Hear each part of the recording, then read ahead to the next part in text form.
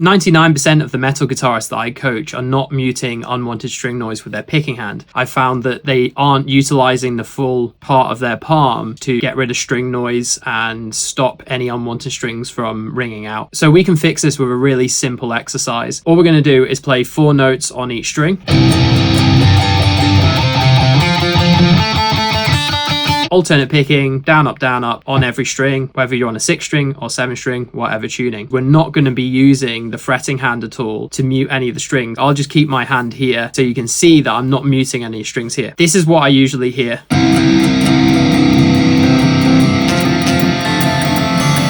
We hear all those strings ringing out, continuing from the next string to the other, they just keep ringing. A common thing to do, obviously, is palm muting. Now, I'm not talking about palm muting, I'm talking about unwanted string noise and killing that. What you should do when you do this exercise is try and mute the previous string or any of the previous strings depending on where you are. So for example, if you're on the high E string, all the rest of the strings are muted. We're going to make sure that part of our palm is resting on the string. So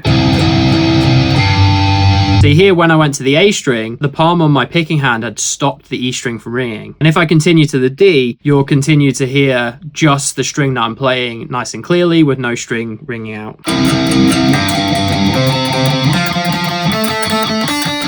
By the time I get to the high E string, all the other strings here are muted. This can be harder than it looks, but it's a super simple exercise to practice on a daily basis so that you can get the fundamentals of muting strings with your picking hand. So if you can do this and then you bring the fretting hand into play, you've effectively got a safety net with your fretting hand now, because your picking hand's muting and then your fretting hand's also helping muting. You'll hear as I go through these. Now, I went through them quite fast there, and you can hear there's no extra string noise going on because I'm muting. So essentially, when you're on the high E string,